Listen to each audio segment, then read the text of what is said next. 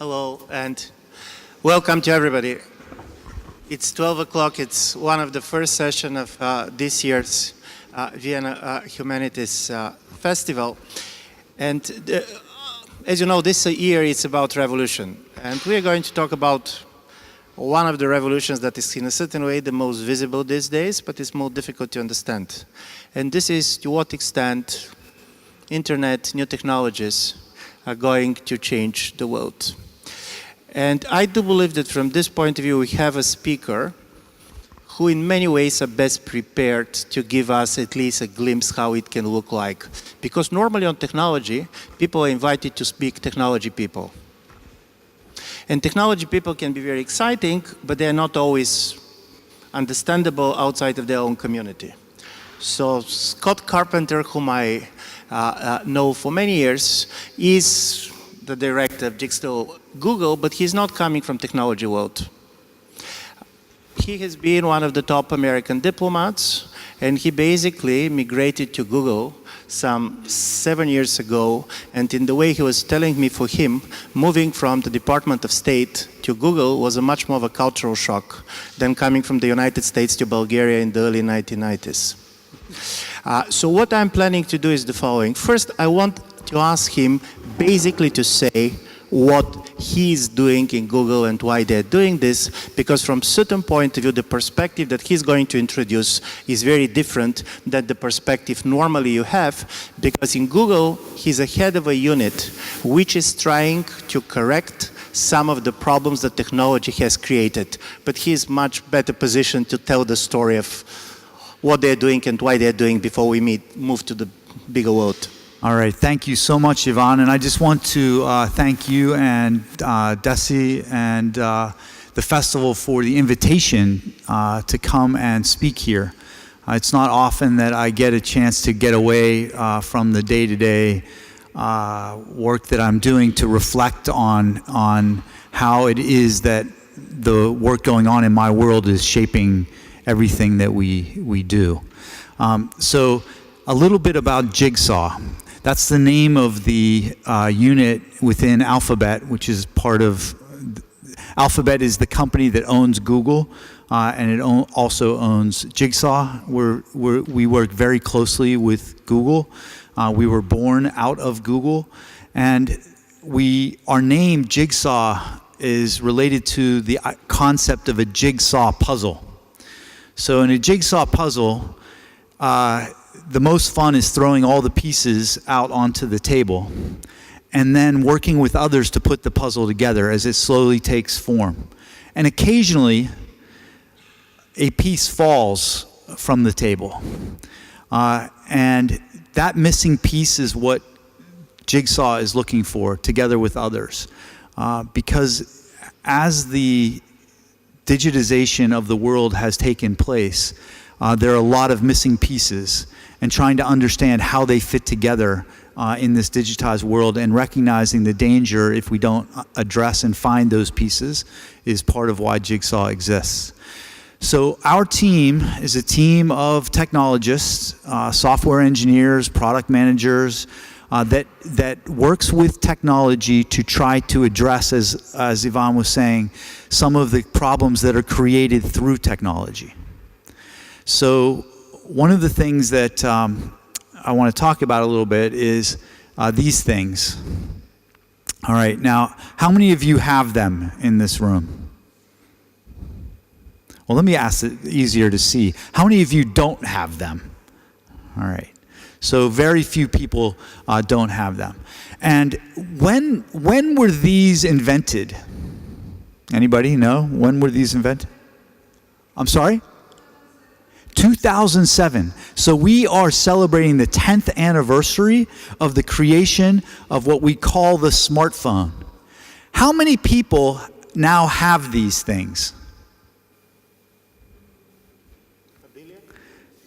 Close to 2 billion. 2 billion. 2 billion in 10 years. That's how fast this technology has spread. And with it, everything else that's associated with this technology. All of the translation apps, the mapping apps, the social media apps. There are 2 billion people on Facebook. There are 1.7 billion people who have Gmail. YouTube is the most used platform in the world at the moment. And in the time that I've been talking, about 7 million videos have been uploaded to Google's servers. So it's not just about the technology, it's about the scale of that technology. And one of the things that happens when technology spreads as fast as it does is human institutions, human culture does not change as fast as the technology spreads. And so there are a lot of questions about what happens when technologies like these completely change and alter the way we interact with one another and our societies. And so what Jigsaw tends to look at is the security challenges that arise from the spread of this technology, but also how those security challenges are reflected in ways that we don't typically think about. So it's not just about keeping your email secure, but it's about how do people who are looking to create social change, for instance, how does the work that they do change when they are able to be harassed online to such an extent that they have to leave the conversation? What happens to publishers around the world that are trying to tell their story, and at the most critical moment, when the story is the most important for people to access it, they are taken offline by a type of digital attack called a DDoS attack? What happens when violent extremists are able to leverage these technologies to spread their views and organize in such a way that it poses a threat to all of us? My team at Jigsaw looks at these sorts of issues, and I'd be interested in talking about that more in the Q&A part of our discussion. Thank you very much. Because there are two questions concerning the digital revolution. One is where this revolution is going. Basically, there is a lot of projections how in the next 10 years the things are going to change. For example, there was a study being done with the 100 leading specialists on artificial intelligence around the world. And they asked them to give the time horizon in which they do believe certain type of things are going to develop. And just give you one example of what they do believe. Of course, this is projections. They do believe in the year 2024.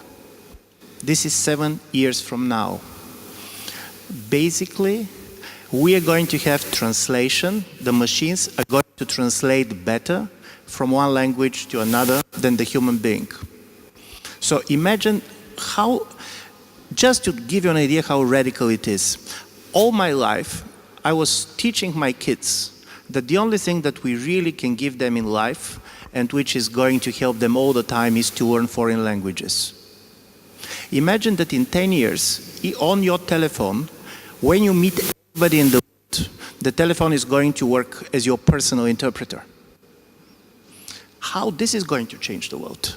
I'm saying this because there was an Oxford philosopher, Floridi, who basically believes that what the revolution that we're facing now is the internet, and he's calling this as the fourth revolution, can be compared only with the three revolutions in human history before.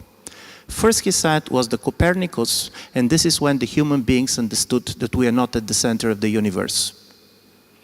And then came Darwin, who basically helped us to understand where we stay in the animal world. And then basically came Freud, who basically destroyed the idea of the totally rational nature of the human mind.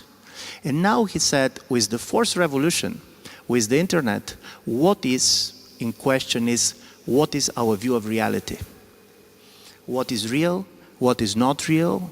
What is the shared reality? And I'm asking this because I know that one thing that Scott and his colleagues are working very much is the internet created a situation in which we are more connected than ever before, but strangely enough, we are less exposed to people who do not think like us. The CO effect is very well known now and basically being studied. And I do believe that they believe that part of this problem was very much based that you have a technology that allows you just to read what you want to read. and they're trying to have the technological response how to do it. And I do believe it's quite important because, for example, for somebody coming from political science, it's critically important how this is changing the world of politics. And I do believe that Scott has certain observation how it works, at least in the United States. Yes, well, there is a lot packed into the comments that Ivan has just made, but I'll make one simple point and then maybe talk about a couple of other things. For those of us who have worked very closely in the past with interpreters, interpreters are not translators. Interpreters are not translators. Machines are going to be extraordinarily good at translating, right? Maybe even so good that you can have your Bluetooth in your ear, and when somebody is speaking in whatever language they're speaking in, you're hearing it in your language. So the Babel fish of Douglas Adams and the Hitchhiker's Guide to the Galaxy will become a reality, and probably sooner rather than later. But translation is not interpretation. Interpretation requires a deep nuance and understanding of culture, both the culture of the person who's speaking and the culture of the person who's listening. And in my experience, that is not something that machines will be able to do. AI is really good at allowing and enabling machines, when enough data is provided, I mean a lot of data, to identify patterns. But patterns are not nuanced, and patterns can't react to facial expressions from people who are in the audience, for instance. So for our ability as human beings to continue to interact with one another, machines can maybe help us in some ways, but they should not be able to get in the way. And so that's one point that I just think is important to make. The other point to make is about knowledge. What is knowledge? So Google search took advantage of something that we as human beings do a lot. We ask questions. We are curious. We want to know. We are all searching for something. There is something that's part of who we are as human beings that is looking for something. And where do you look for it? Today you look for it on your favorite search engine, whatever it is, Bing, Yahoo, maybe Google, and you put a search term in there. What the challenge is that initially when you were getting your results back, that information was derived from how many other people were linking to those connections, right? So the deep links of one thing to another. That didn't necessarily represent knowledge. It was information, but that information could be biased or wrong. And so there's been this whole question around how do we understand knowledge? What is knowledge? And so one of the interesting things you'll note in Google search these days is when you search for anything, on the right-hand side, so you get all the raw links. But on the right-hand side, you also get what we call the knowledge panel.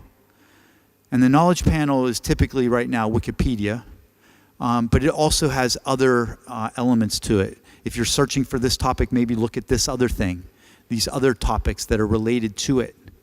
Trying to recreate, for those of us of a different generation who used to walk into the library and look at the card catalog number and go to the stacks looking for the book that we thought we wanted, and then the book that we really wanted that we didn't even know we wanted was 2 books over. How do we recreate that serendipity of finding and identifying new ideas, things that we didn't expect in a serendipitous way? Technology companies and firms are now understanding that there is a deep responsibility for how we construct the algorithms that we're using to serve our users. So one of the challenges with, let's say, Facebook or some other social networks is that they have placed a certain value within their algorithms on likes, for instance. What that does is it creates this internal silo, because what you like, they provide more of what you like, and you like it more, and you like it more. And the people who like it also like you. And all of a sudden, everybody you're interacting with likes exactly what you like, says exactly what you say, thinks exactly like you think. And we recognize that that is not a good thing, not normatively. It's not a good thing normatively. We should have exposure to other ideas. And we should find ways of using technology to help people understand those or have access to those ideas. In the West, broadly speaking, where institutions and cultures, political institutions, political cultures are well established, this presents a certain type of challenge to our societies. But one of the areas that we really think a lot about is, what about all those places in the world where institutions are either weak or non-existent, where conflict is a daily reality, where authoritarianism is a daily reality? What then? How are these technologies being used in those cases? What happens? We are slowly adjusting to this, but all of us live our lives in two places, online and offline. One is not more real than the other one. They are integrated. But what happens in places where you've lived through an authoritarian nightmare, and you think about where do you get the news from that you trust in an authoritarian context, Yvonne? Do you trust the state-run media? No. So who do you trust? You trust your friends. You trust your neighbors who are telling you what's really going on. What is that called? It's called the rumor mill. What happens when that culture goes through a transition where that same trust network immediately goes from offline to online?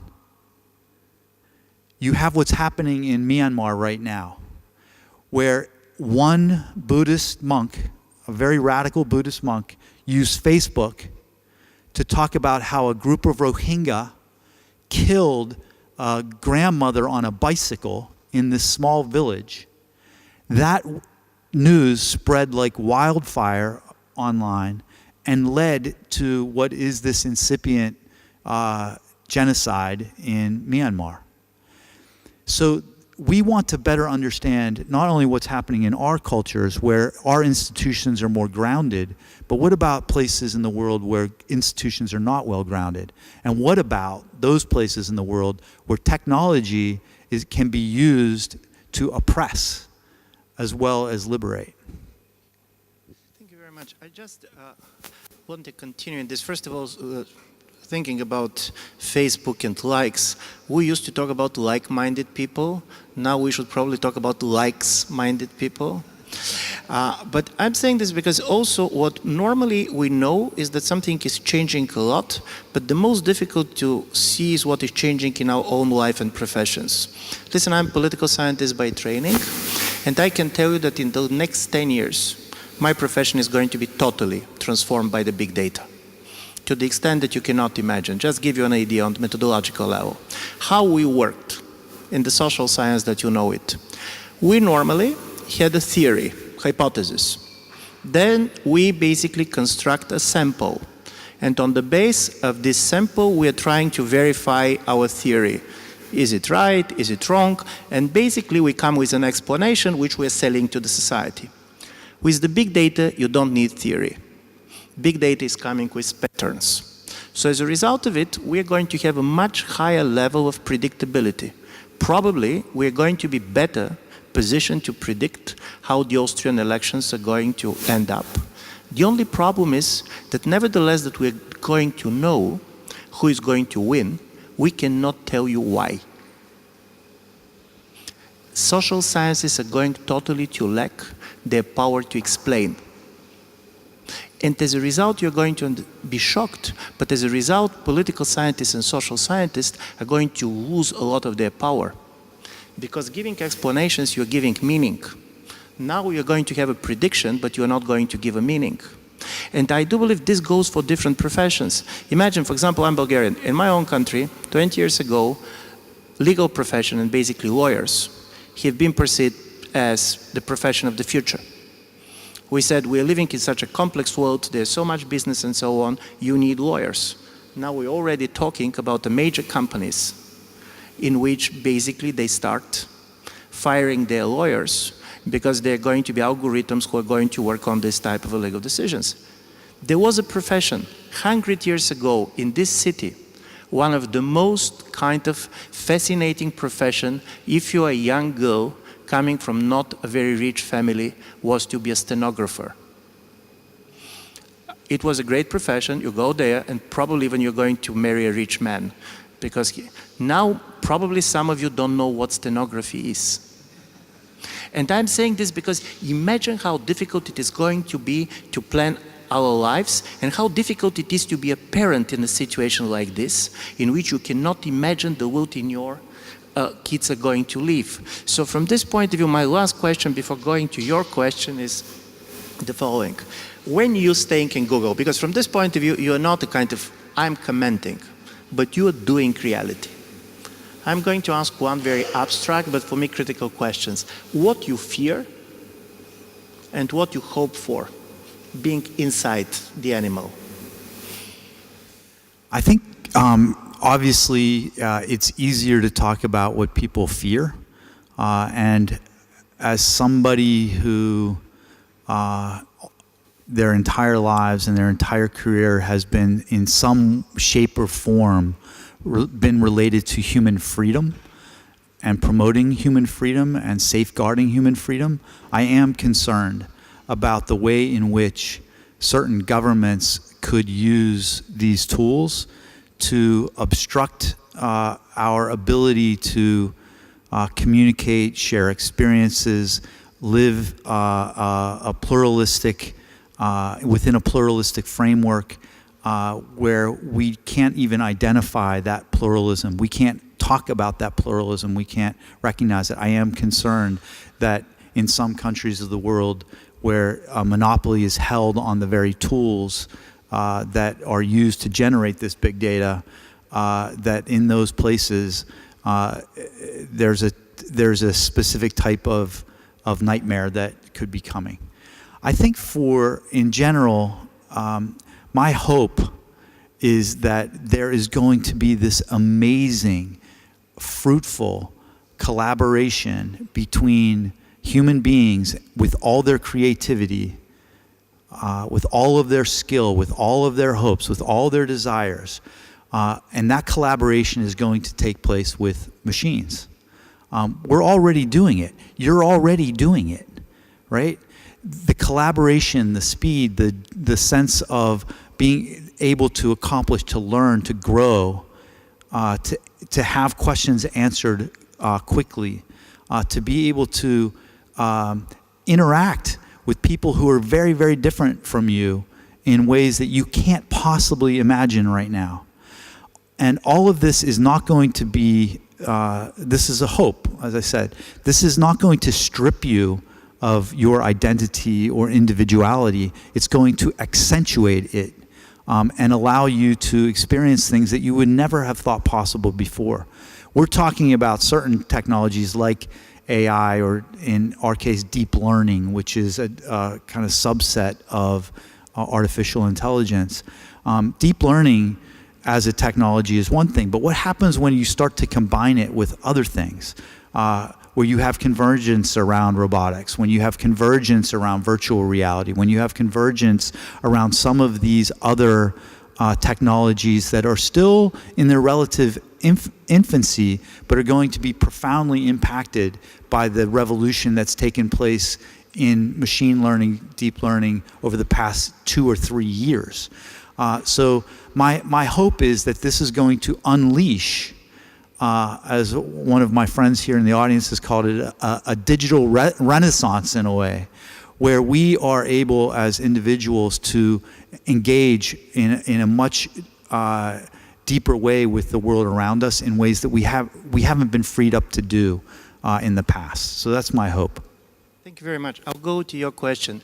Just one observation, because there was an event being organized some days ago by Dmitry Aksionov. What struck me is to what extent the basic ethical questions are coming back. There was a time in which, in a certain way, we were not very much asking ourselves what are going to be the long-term implications of what we are doing, of the decisions that we are taking. And I was very much surprised by Nobel Prize winner in physics or conductor and so on, starting to go for after every new technology to ask basic ethical questions that the world has not been asking probably after the atomic bomb came in 1945. In a certain way, there was a moment in which we had the feeling that the moral space in a certain way known to us. And now you start asking questions, what we should do and what we should not do and so on. So this type of a dimension for me is also quite important, but please, we have 25 minutes for your questions, and please. I'm sorry, let me do like this. Two researchers at Stanford recently published a paper in which they developed a CNN which could differentiate between heterosexuals and homosexuals with a success rate of over 80% using only a single image. China is also increasingly using face recognition technology en masse for various monitoring purposes. It's possible to imagine some other applications of machine learning which authoritarian regimes would very much like to exploit. Can tech companies and governments in democratic countries work together to do anything to prevent the use of machine learning for authoritarian purposes? So I think it's going... So first of all, governments love to be able to get as much information as they possibly can on everybody in order to keep bad people from doing bad things. So there is always this institutional desire that companies and others have to resist in the I would say in democratic countries.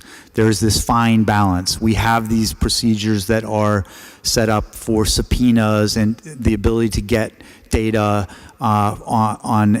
in legal ways from private companies. Your question is, are there ways in which authoritarian governments can use technology in ways of repressing people? Of course, of course. So many of you, some of you, have read the book The Circle. How many people have read this book? All right, in this book, I'll just give you a quick synopsis. In this book, it imagines a company in Silicon Valley that much resembling Google and Facebook, that come together with a company that very much resembles Twitter, and they form this one big company, and it's called The Circle. And the company is able to leverage all of its data to basically serve its users. This big company with all this data. And in the end, because transparency is so important, they encourage transparency in politics. The company encourages transparency in politics. And the way they do it is they encourage one member of Congress who's running for re-election to wear a camera around their necks for every meeting that they go into. So that it's totally transparent. Right? Totally transparent. And then, because the other person's not doing it, they say, hey, you're not doing this. So eventually, this company gets to see everything that's happening, right? And they're able to see even the things that the politicians don't want them to see, because nobody lives a fully transparent life. So it's about political control. They control everything. I read the book and I found it a little bit ridiculous in our context, in a Western democratic context.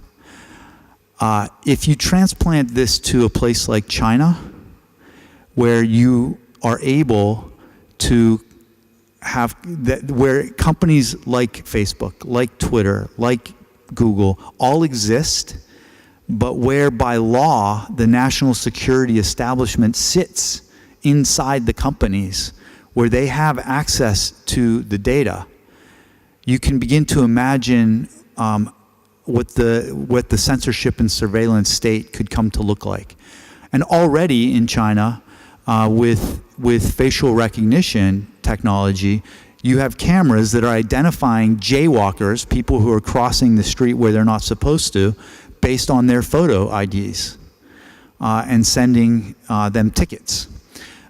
So the possibilities for this are endless, and I think that the dialogue has to continue to take place in democratic countries with the institutions that exist to make sure that these technologies are not being used in that way. I think for both Google and Facebook, for instance, we've been very careful with facial technology and how we deploy them in our products. If you have Google Photos and you are uploading a lot of your photos to Google Photos, you identify people like your brother, your father, your mother, or whatnot, you can enter their names and you can create that, and then the machine can help you identify all those photos, but that's something that you control, not us. Just one question, just one point which was interesting. 5 or 6 years ago, if you remember all the talk about technologies, all the democratic governments were totally excited that new technologies are going to empower people, and basically they're going to empower democracies. There was this talk about liberation technologies. Now you see totally different type of atmosphere, and one of the stories is that one of the major structural problem of any authoritarian regime is an access to authentic information. One of the interesting impact of the technologies is there is no need for police informers anymore. People are basically informing on themselves on a daily basis. You're telling what you're doing, with whom you're doing, why you're doing, and so on. So I'm saying this because the very understanding of politics, repression, anywhere, is going totally to change. But there was a question there, sorry for... It's actually on a different issue, but I'm just interested what your point is on that, because will have an impact on workforce, on the way we work, and when comparing like in the 1970s with Google now having a comparable turnover, annual turnover, but the workforce is, I don't know, 1/3 or something about that. So I'm wondering how we can deal with this in the future, because there was always the tale, okay, new jobs will come up, but actually that doesn't seem to be the case at the same scale. And so I'm wondering if now politics or how state is structured, if we can deal with that appropriately, or if there will be like when you compare it with Industrial Revolution in 19th century or beginning 20th century, if we will face something similar to that. So what are your ideas about that? Yes, thank you. Thank you for that question. It's a question that I think a lot of us get, because it is true that there has been a lot of concentration of wealth, for instance, in Silicon Valley, and that if you look at the 10 largest companies in the world by market capitalization, they're all American and they're all technical. They're all tech companies. And so I think there is this concern, first of all, on equality, like all this massive concentration of wealth. There's a whole social, political conversation to be had about that. Then the second piece is related to this question about employment. What are people going to do when the machines take over? That's the kind of way it's phrased, typically. I think it's way too early to tell. Way too early to tell. I think it's true that some professions are going to be very easily the tasks that are done are going to be taken over. But let's not glorify those tasks either. I mean, some of them, like stenography, was not the most glorious job in the world to do. It was a job. And work, we know, it goes far beyond what you're paid. So the idea of a guaranteed income is not something that I find particularly helpful, because work is about so much more than that. It's about dignity and having a sense of purpose in your life. So for me, I think it's too early to tell. Certain jobs, yes, definitely will be eliminated. I do think new jobs will come, but the big question is whether we'll be able to adjust more quickly. Will we be able to adjust more quickly than in the Industrial Revolution? I think so. Other people think not. Like, how could that possibly be? I think because of this collaboration between human beings and machines, I think we'll be able to create whole new ways of doing things in whole different places. Like, so far, there's been this huge concentration of talent and resources, et cetera, inside cities. It's just pulling people to the cities. Does that necessarily have to remain the case with all these new technologies? I don't know. Maybe not. Maybe there are distribution ways. Maybe the inner artist in us is able to be unleashed in a different way. One of the things I was looking at this morning, there's a website that you can go and look live for what happens on the internet in 1 second. So how many YouTube videos are uploaded, how many Google searches in 1 second. And then you can wait, and it'll show you like in 1 minute and 10 minutes or whatnot. But Tumblr, everybody know what Tumblr is? Okay, Tumblr is a self-blogging platform. I was shocked this morning when I did this. From Vienna, so not in 1 second, there were 8,000 new Tumblrs in 1 second. That means that in 1 second, people are self-creating content, writing. I don't know who they're talking to. I don't know what kind of interaction it is. But the idea that this creative process is taking place and people have the time and desire to do it is something that I find encouraging at some levels. So I don't know the precise answer. I just think that we are, I think it's too soon to know. I think that the idea that this is all going to be disrupted in the next 5 years is pessimistic. I think that this is going to take a lot longer in most industries. What is definitely true, is that knowledge and skills are going to be preeminent. Like, education becomes even more critical, and the question of disrupting the academy and institutions, it has to happen. The academic institutions around the world are some of the most conservative, and it really, to prepare young people for this new world in terms of how flexible, creative, long-term learning, all of these things are going to be critically important going forward. Thank you very much. Because I see several questions, let's take them so everybody can have the opportunity. Actually, it's interesting you finished with what I was going to ask. As a mother of 2 children, I'm really lost. How do you continue education in school nowadays when all the answers are for the kids ready there? And for them to understand that there is translation and interpretation, it takes time and life experience. So as parents, with this quite old-fashioned schools now, what do we do? How do we adjust? I mean, how to educate children so they know how to do interpretation in the future and not translation? Thank you. There was one more question there, so Mairi is here to take it, and then.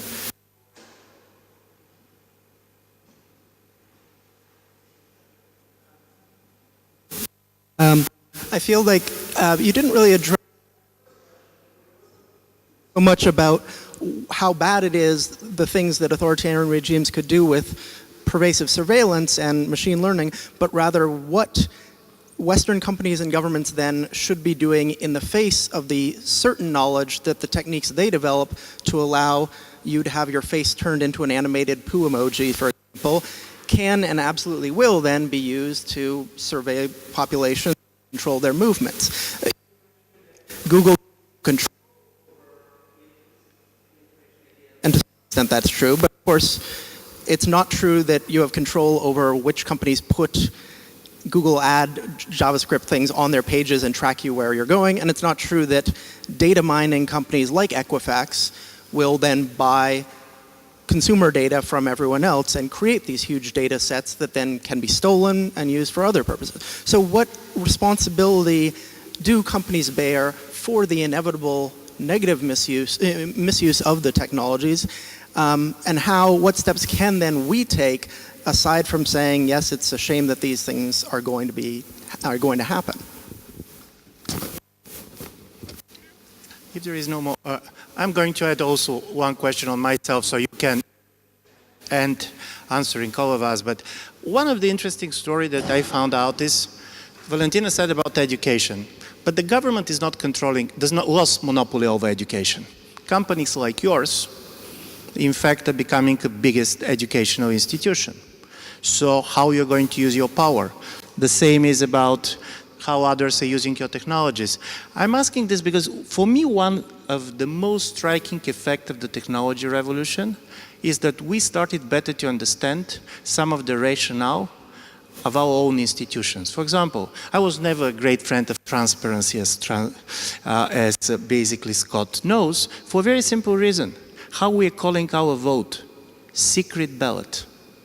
It was secrecy that was empowering us to a certain extent, and you need a certain level of secrecy of the individual in order basically to keep this autonomous individual. So for me, the most interesting is how this culture that is coming from Silicon Valley and these big technology companies that 5 or 10 years ago looks that it empowers citizens, starts now to empower governments or other big non-state actors, or even kind of a terrorist organization. So I mean, what is the thinking within the company? Yeah, okay. So I'm going to close on the question of education because I think that's a longer answer.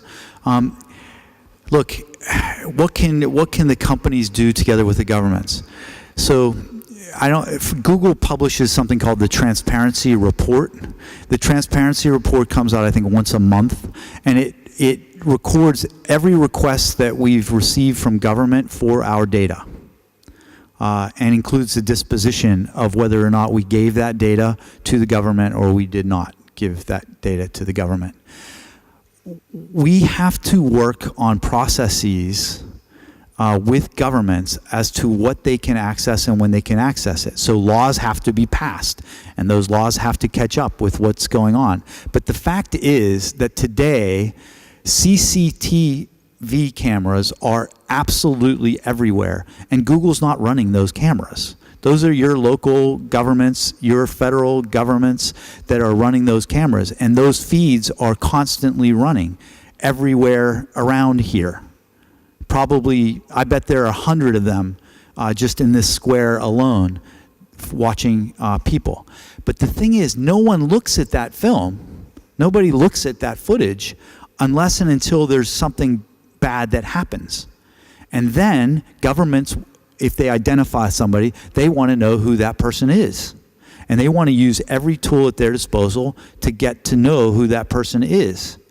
And that's when a lot of these very difficult, thorny questions come into play. Governments are also developing facial recognition technology. This is not just the companies, because all it takes is access to data and a lot of photos.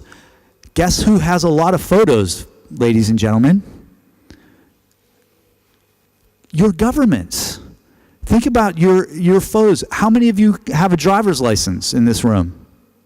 How many of your pictures are on that driver's license? How many pictures are on your passports that you carry around with you? Where are all those images? Who has those images? Every time you go through a border, you're scanning your passport these days. It knows where you are, where you've been, where it's all integrated. Governments have all of this information. It's not, the companies aren't sharing this. We're resisting it. But when something happens on those in the vision of those CCTV cameras, they're going to use all of that information, and you don't have any say as to whether or not your privacy is compromised in that instant. So I think that there are conversations that we need to have as societies, democratic societies, about where this is going. But I don't think that this is the responsibility entirely of the tech companies. Where we put our efforts is in fighting subpoenas. And a lot of people are upset that we fight subpoenas. Don't you want to help catch the bad guy? But what happens when you start saying automatically, here, you just file a request, and if you're the FBI, we'll just give you the information you want? We just don't think that that's the right way to go about handling the trust that users are giving us. Because if we lose the trust, people leave. After the Snowden leaks, Google took an enormous hit around the world. And we were very upset. And it led us to do certain things to further harden our infrastructure. And guess who didn't like that? A lot of democratically elected governments around the world. So I understand that we are fearful about certain types of activity, terrorist activity, etc. There was a recent, I know this is not a defense, but there was a recent story that there were 12,700 ISIS videos that remained on Google's platforms on YouTube 24 hours after we had been alerted to the fact that they were there. 12,700. Sounds like an enormous amount, right? But I just told you that 7 million are uploaded to our servers every 1 minute. So just in this, it's a needle in a haystack in some ways. We find those. We'll get them down within 48 hours. But I think that we have to have a sense of balance and understanding of what's actually happening. Second very quick point. Everything that we're concerned about in terms of crossing the data streams already happens. Already happens. So Equifax and Amazon and so for advertising, for political advertising in particular in the United States, people have access to this data legally. You can get access to the data, not to you as an individual, but to, various demographic profiles, etc. And you can advertise very specifically. I don't know whether those things are going to change as a result of conversation that's taking place. But again, I think that this is something that has to emerge from conversations with society about what we want to have happen. If you are concerned about any of this, get off the platforms. Get off the platforms. Or as another friend of ours, Ivan Zeman, last week said, he takes great joy in confusing Amazon's algorithm. It can't predict what he likes because he's so different and he has so many different likes. So, but that's unfortunately the choice that you have. You either participate or socialize and understand what's going on in the world and interacting with this technology. You adopt some other kind of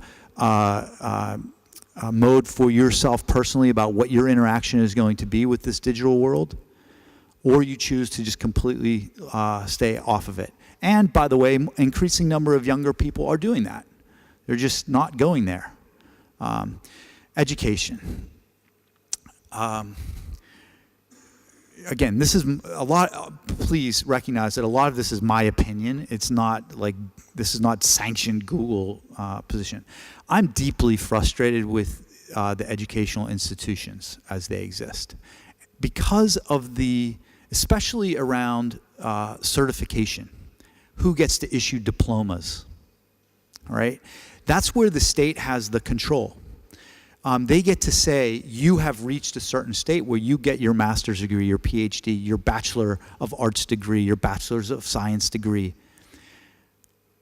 But the the amazing access that we have today, that your kids have today, to the best lectures, the best education on the planet is available online. Things like the Khan Academy, where you can self-serve lectures, like you can take a class, audit a class at Stanford in whatever you want. You have access to that for free, right? But the problem is that at the end of the day, they're not allowed to give you a diploma. And they, in the United States, they don't want to give you a diploma because they want you to pay a lot of money for these services. So I think one of the dialogues that has to take place is that your education at your local school is coming out of a certain culture that needs to probably evolve and change, adapt to what the needs of the workforce is. In the United States, we still go to school based on an agricultural calendar. We still go to school based on an agricultural calendar. We force young boys to get up and go to school at 6:30 in the morning, like in their high school, in their teenage years. Why? They need sleep. They need to grow. Their brains aren't awake then. Why are we doing this? We don't have to do this.